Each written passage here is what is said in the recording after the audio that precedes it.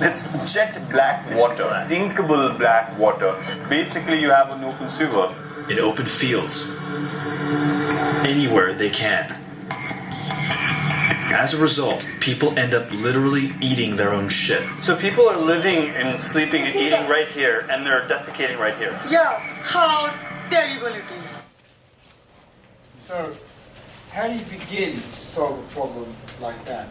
So we saw them on stage yesterday with the Gates Foundation. So we have Jason and Antonio here to actually talk to us and for us to be able to interact with them and ask them questions about their creative process and coming up with brilliant ideas that they came up with yesterday that actually have won the part of the Gates Foundation prize. So Antonio, Jason, over to you guys. Thanks.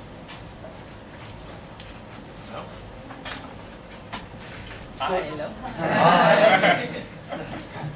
Questions? so I mean, I've got a question because you know I know that you also develop stuff with space with aeronautics. So Yes. you've been working on skin for Aerospace. aerospace program application. How the hell do you go to that, which is such high tech, to a low tech kind of? Let me go back 10 years ago. 10 years ago, I was developing a system for vibration damping for aerospace application. I used bioplastics.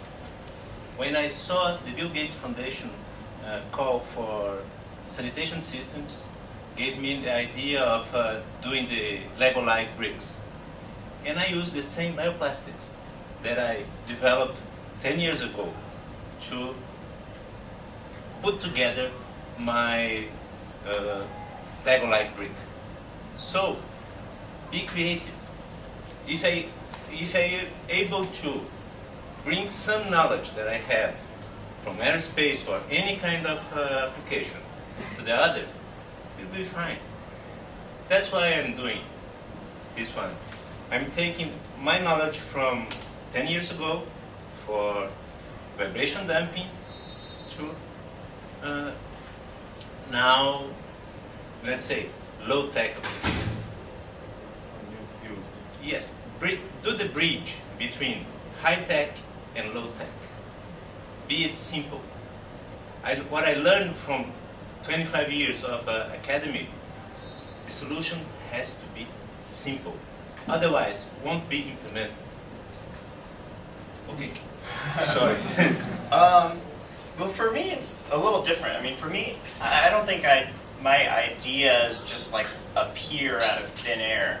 I mean, I know like for this specific project with reinventing the toilet, it was, you know, all these experiences I had in the past. Like for instance, a couple of years ago, I randomly got lunch with a guy from a water utility in a municipality in the States. And they'd been running a composting program, turning people's shit into fertilizer, and thought to myself, you know, I saw the call for the Gates Challenge and said, that's interesting, and then thought about other experiences I'd had peripherally related to that, and that kind of, I guess, was the genesis of the idea. I don't think, it didn't just suddenly come to me one day. It was sort of a process, an extended process, I guess.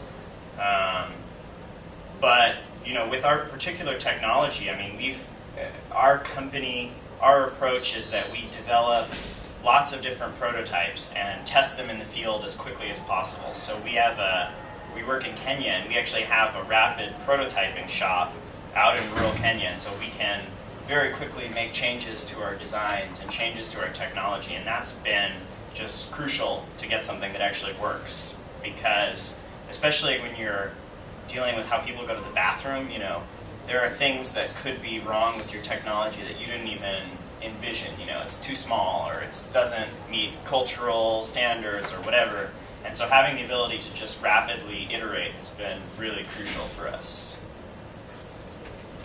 So you're a university professor. Yes. And this is a side thing for you to do this. this is your job. Yeah, yeah. So there's a difference there.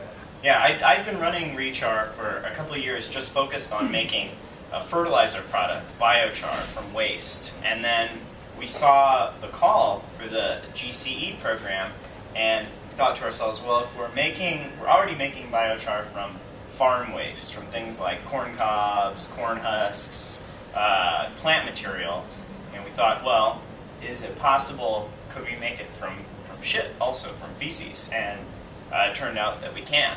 And so that's actually, since we've started that project about a year ago, that's become a major product and a major line of focus for our work. So it's kind of, this opportunity has definitely changed the course of our work a little bit.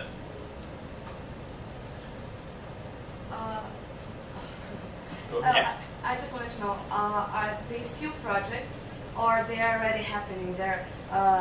Your project is already happening in some countries, and your project as well, or if they're just still on paper, they're just prototypes? We're on the ground in Kenya. We're building toilets, and we're now at the next stage where we're developing the next generation of the technology, and we're applying for funding for that. So that's, yeah, we're already in the prototype and commercialization stage. And we are running in Brazil right now, and we will run in Ethiopia maybe next year. I went to Ethiopia to find a place. We found a place. Imagine a population of 500,000 without any toilet. This is our target. It's a place maybe 100 miles from north of Addis Ababa, and they don't have toilets. First of all, we have to teach them to use toilets, and then go to the next step, build the toilets. Jason. Brands actually support your initiatives. So, for example, I'm thinking Lego. Would Lego be actually quite interested in supporting that initiative because of what you're doing and being inspired by their brand?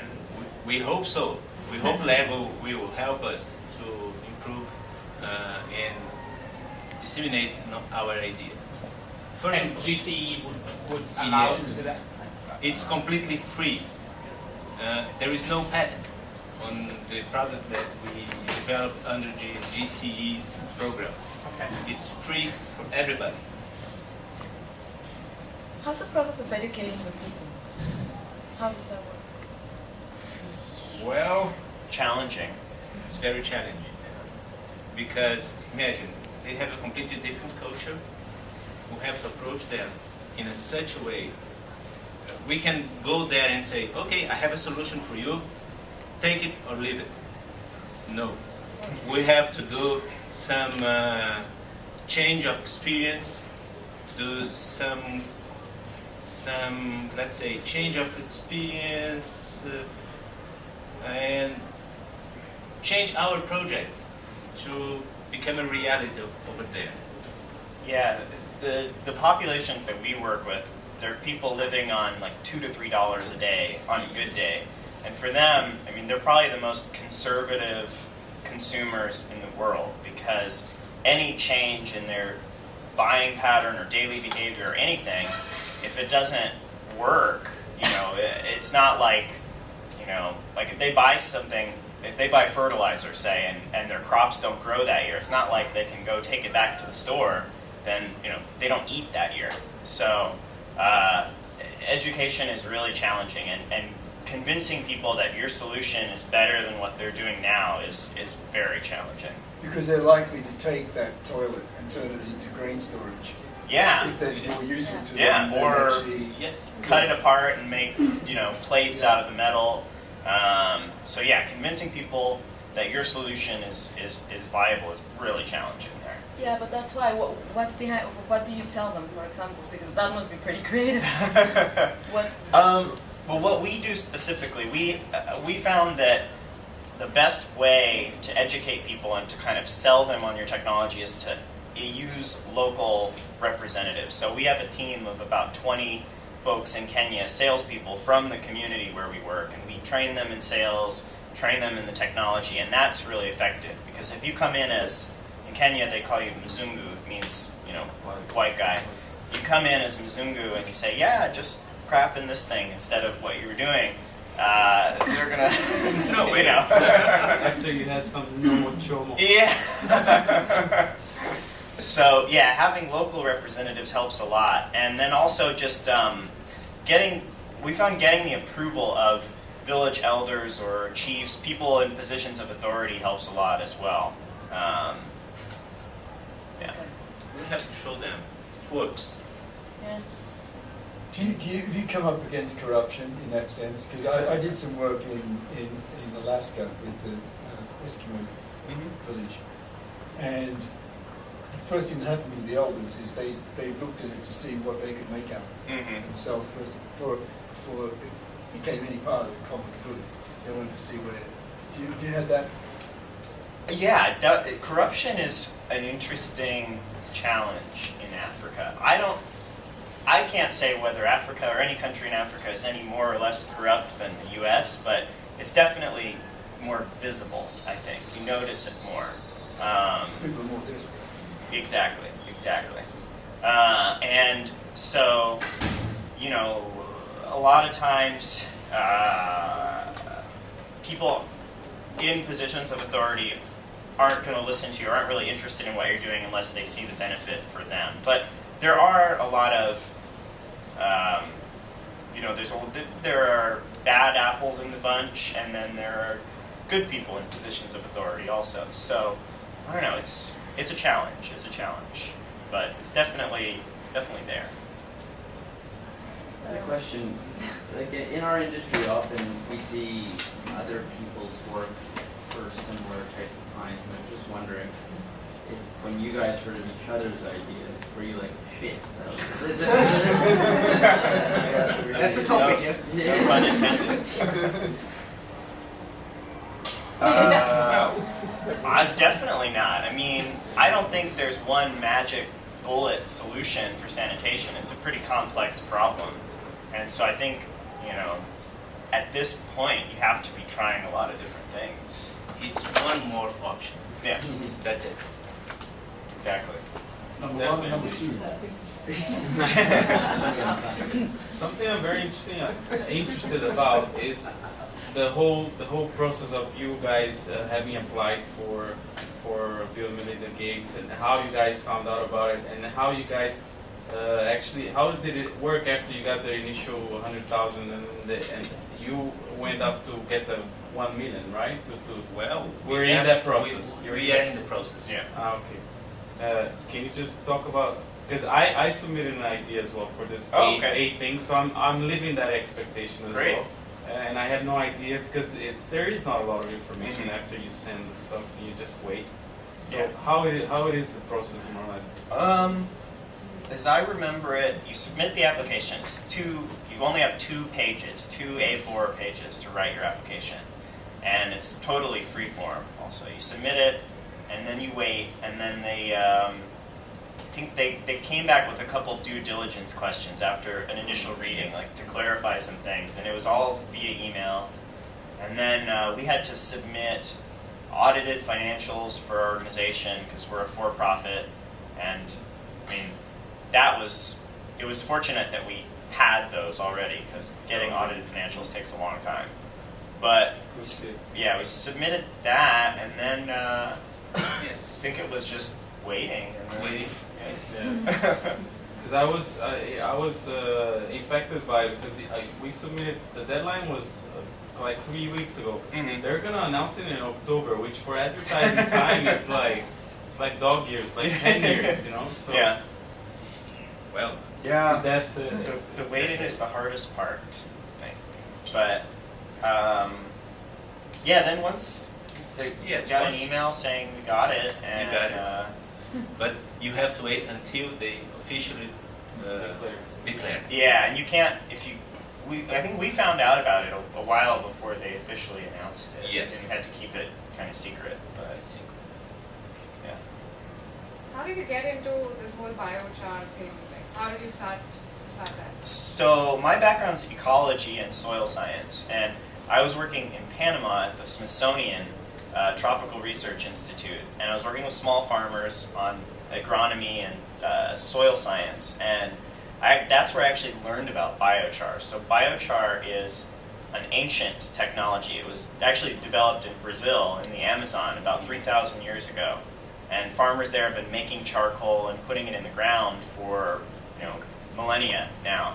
And they did it because the area around the Amazon has really thin soil, and charcoal improves the soil. So I learned about it there. People actually dig up the soil that's been amended with biochar for many, many years and resell it as potting soil, and it's really valuable. And I thought, it's pretty interesting. We should be doing that everywhere. How scalable is your idea? Like, could you take it into the U.S. and use it in places like Chicago, where we just dump our shit in the river? Definitely, it comes back up when it rains. I mean, what we're developing is a freestanding contained system. The vision is that you don't have to have plumbing in a centralized processing facility, because that's what makes our style of sanitation so expensive. It's not the physical toilet that's expensive in the U.S. It's the plumbing and the network. Yeah, and the target cost for the Gates challenge for the GCE is about 5 cents per user per day, and if you compare that to a Western style system, I think it's like 30 or 40 cents at least. Yeah, to run a toilet, and so I definitely see applications in the developed world for this. It's still, people here are still very kind of squeamish about waste and that sort of thing. Composting toilets haven't really taken off in the West, even though they're totally sanitary and clean and everything. And I think it's that people are still a little nervous about that. But I see the best launch application for what we're doing being actually like kind of event-style toilets, porta potties, where they're freestanding, and it's a place where you can't have plumbing anyway. So it's a matter of culture. Yeah, you have to change the culture. Well, that can be our job, and you guys. Yeah, it is. It is your job. You guys are not an NGO, and I know that in Brazil, for example, when you're gonna sell something, when you are not an NGO, you actually sell things for the government, and so in Brazil, as for you, of course, it happens because of your project. It has a sponsor, like someone is paying for that, or it's just like the government or the university. Do you have, I'm sorry, but do you have someone paying for that that is not the government? That is. Yes, Bill and Melinda Gates Foundation. But apart from that, no. No. Not yet. They are fully sponsored us. I mean, the intention is after that they will pick up and it becomes something that rolls out either as a company and it finds a business model. But they're the angel investors for their ideas. So I have a famous slide that I asked you about whether you're for profit or not for profit, because I've worked on this for a large means organisation, human wastage analysis, and they're a non-for-profit. So I have actually come to a point of view about non-profits versus for-profits. I actually believe that the big social themes are best solved by for-profit organisations, and the reason why is because if you're for-profit, you get the best. You get the best people. And not-for-profits, you're always asking favours. You're always getting second division people to solve the world's biggest issues, and it doesn't make any sense to me. So I actually think you're in the right space. I hope you make a lot of money out of it. But you will change the world at the same time, and that's the place to be, I think. I know that the Gates Foundation, I know they don't take any money from you guys if you do make profit. They're just there to solve the problem. And again, I applaud them because they are coming from commercial background. They're not an NGO. They're actually applying business mentality to actually problems that we have that need solving. I think it's a great thing. And we have Corey Frazier back here, who is Chief Communication Officer for the Gates Foundation, and Joe McDonough, who is Head of Media and Content for the Gates Foundation, old friend of mine. And so, yeah.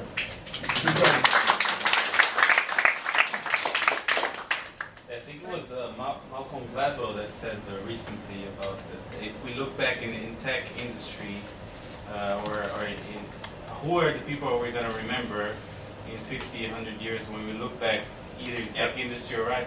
And he mentions Bill Gates, and not because of Microsoft, but because of the foundation and his work on that sphere is going to touch many more lives than what he did for Microsoft, which I found it was at the time it was a lot of buzz and it was very controversial, but it makes a lot of sense. I don't know if you guys agree or not. Well, Steve Jobs was not known or recognized for his philanthropy, so.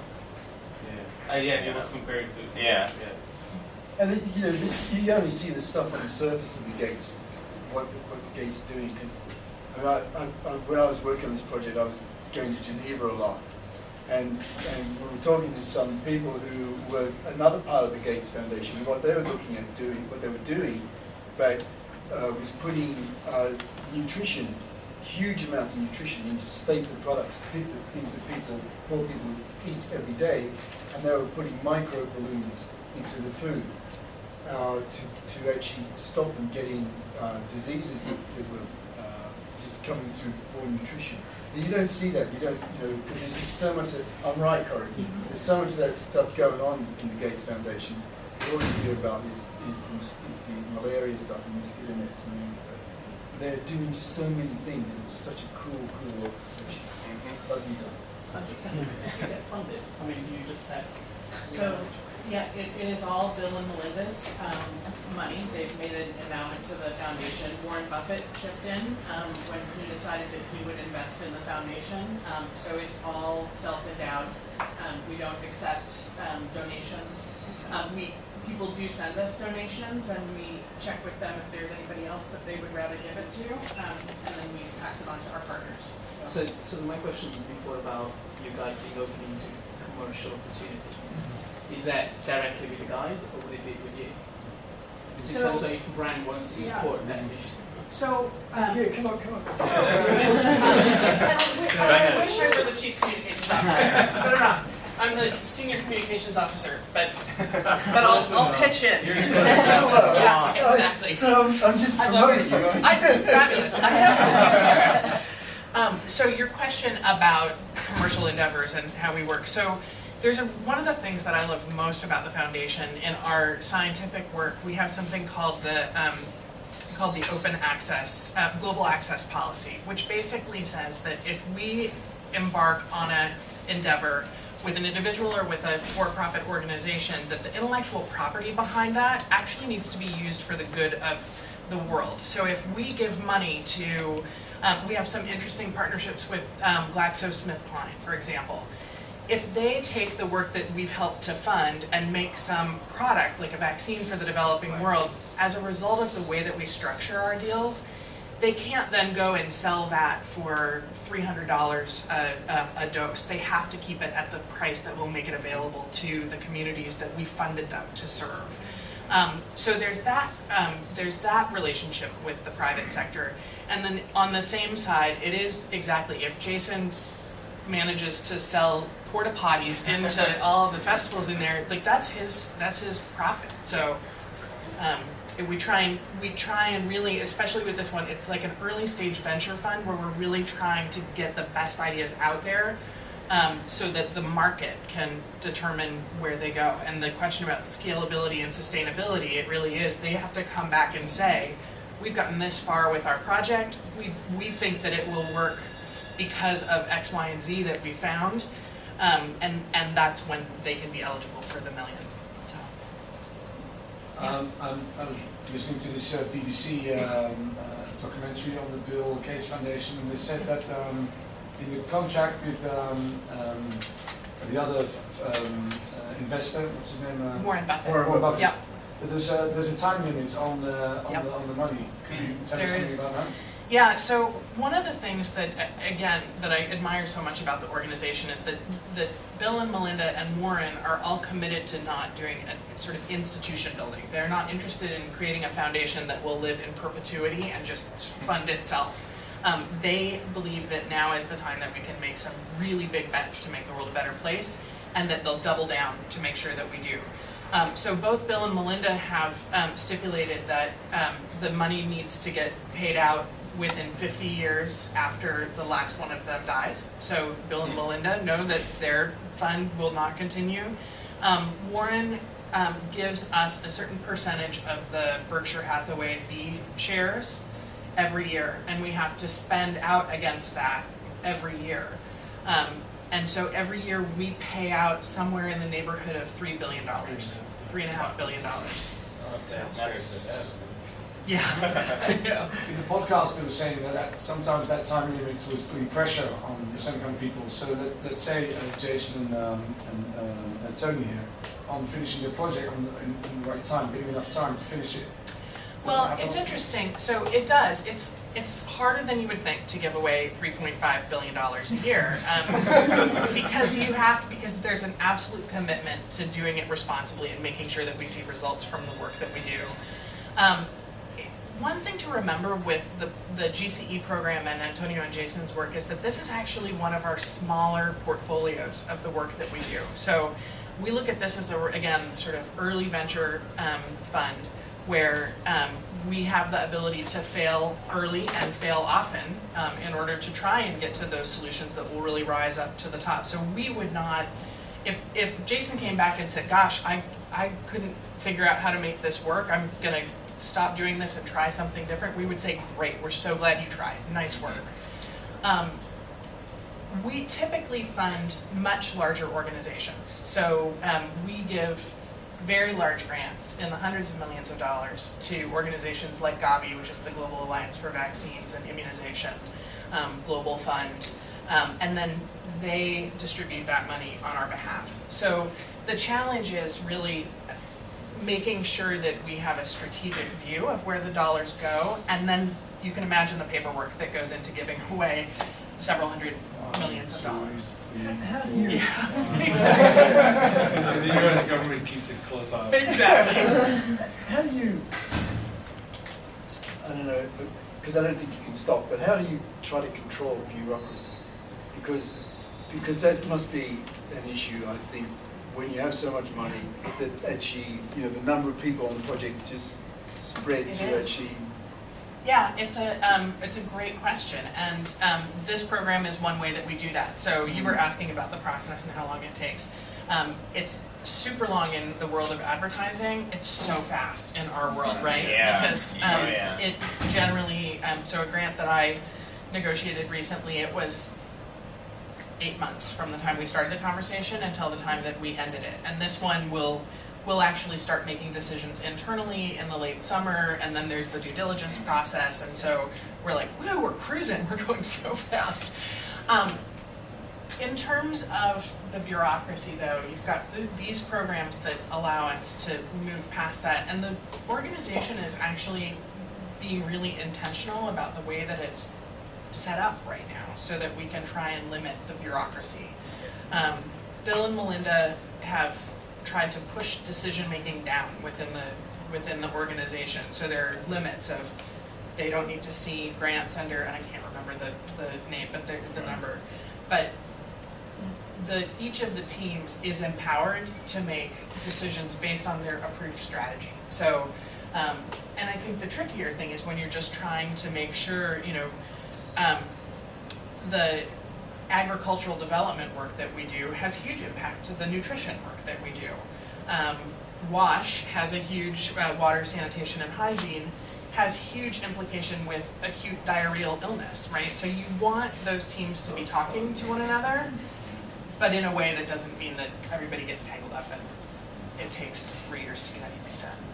I'm curious, have you guys, in the work that you've done with us, it is a lightweight process, but have you encountered, and be totally candid, is there bureaucracy, is there not bureaucracy? Like, what do you see when you work with the foundation? Well, it's a little bit of bureaucracy in Brazil side, but that's it. Yeah. I think it's been remarkably easy compared to, because we've gotten grants from other organizations, and there's a lot of paperwork, there's like a lot of time. I mean, it's not unusual for it to take 6 months to a year before you even see the money, even if it's a small amount. But this is like, it was surprisingly fast. I was really surprised. And you know, anytime like you have a question, just shoot an email out and we get an answer in like 10 minutes. So it's great. Exactly. But what about, for instance, I'm interested also in knowing, I've followed up on Bill and Melinda Foundation for a while. For instance, the thing that you mentioned, which might be a great opportunity, where these guys, they have a community online or wherever they can share their experience and thoughts and even publish it openly for a larger audience. Is that something you guys have or are working on? So this to me is a really interesting issue. We do have communities of grantees that come together and work on projects. We try to convene different groups of people who are working on the same sort of thing at the same, and we've been at the same time on the communication side really trying to establish our social networking in our own community well. The challenge and the very real challenge of this, and you I think would have a great one, is when you get into publishing your ideas and your intellectual property from a scientific and research perspective, there's a whole other set of constraints that go around that. And Antonio, why don't you talk a little about that? Yes, the problem is exactly that. If I would like to publish, how to do it? But we are managing and present a paper in a conference and send to a journal and giving the ideas, that's it, for free. Yeah, because it has a lot to do with, because the idea I submitted is based on open source and based that it's actually an API for solving a problem, and anyone could use it. I'm not sure if there's a business model for it, but it would be open. But if you're for profit, there's a bigger challenge there, right? Well, we're totally open source also, and we, you know, in our application for the GC, we were really clear about that. And I mean, my personal view, I don't think like patents and IP are that valuable anymore anyway, because anyone who wants to copy you can figure out. I mean, what we're doing, it's not like someone couldn't just copy it, but you know, no one else is. So I don't know. I think open source is totally the way to go. Yes, we developed a recipe for the Lego light brick. It's free for everyone. You'd love people to copy it, actually. Exactly. Yeah. That's success. And it's an interesting. I think that this is an interesting debate within a lot of organizations right now, and I fall squarely into the camp of like let everything out there. I'm sort of like open source flag waver, but I'm not in the majority right now. I think that we'll see a shift to that, but there are some projects where there are even some complexities in terms of, and I don't know if you run into this, but in other conversations I've had where if the principal investigator is a university professor and they are wanting to publish their information broadly, the university has something to say about that, anybody else who had that, so there's this whole network that sits behind that. So I think it's one thing to have that intent and that spirit, and it's another thing to navigate the bureaucracy to get there. So. Because you talk about university, now you're really talking about bureaucracy. Yes. But we have a magic name, Bill Gates. Opens every door at the university. Imagine, my university president has to sign the contract to Bill and Melinda Gates Foundation.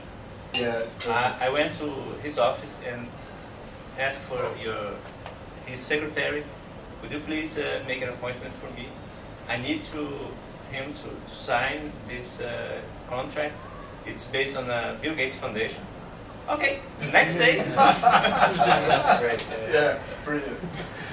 It's a very quick question, sorry, I hope you don't mind me asking. What is your background in terms of, have you always been a non-profit or did you recently? So my background is, I started in nonprofit but in theater years and years ago, and did the whole .com startup thing in Seattle. I did a tour of duty at Microsoft for 3 years, and then I've been at the foundation for 8. And Joe has a very different background, I worked for him for several years. No, I've spent 30 years in multinational entities, and I wanted to wake up with a little more purpose in my day. And can I say it? Can I say it? Is that open? I sold enough shit to stay on theme. What's really wonderful is that the foundation has opened its eyes to brand and power up, and not in the sense that you typically talk. Right? We're not trying to build a brand in that sense. We're trying to use a brand, because our brand can open a door, it can close a deal, it can bring attention to an issue, it can raise funding, it can a brand that changes people's lives. It's a very different brand to manage than one that's trying to capture another 5% of the market. Right? So that was the opportunity. But yeah, creative side, my whole career. Great intern. He's okay. He was great. I was okay. Could I share something about that though? I mean, I don't want to get lost. You guys are talking about just approaches, creativity, and just different ways people attack this stuff. The thing I found really amazing coming from our line of work was that Bill Gates was a fail often, fail early, fail as much you want, but find the big one, because that's not the image I had. I had this conservative, he wasn't Steve Jobs, he was Bill Gates.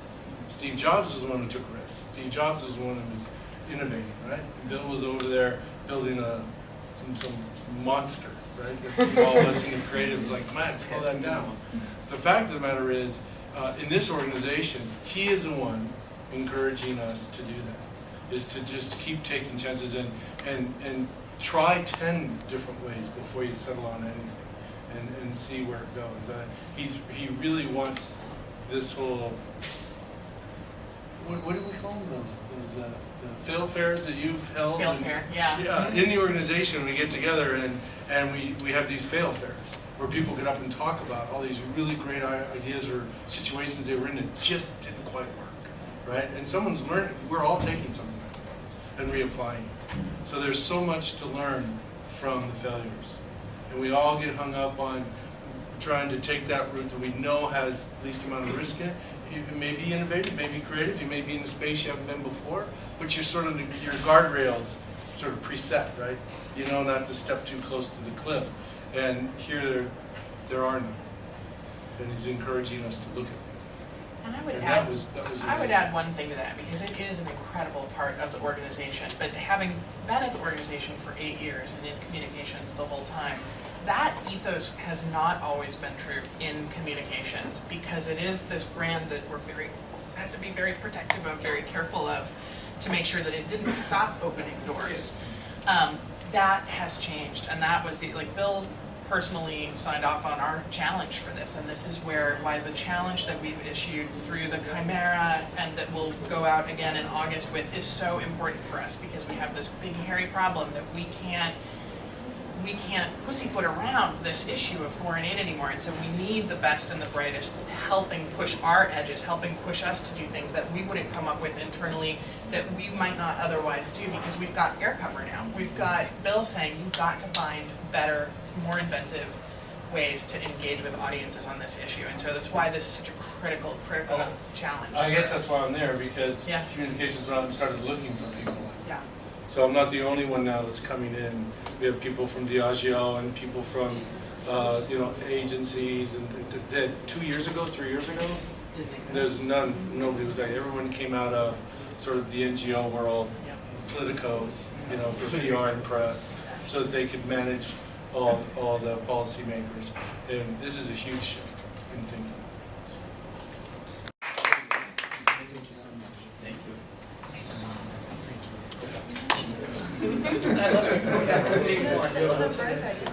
Thanks, guys. So we're good, I think, for the day.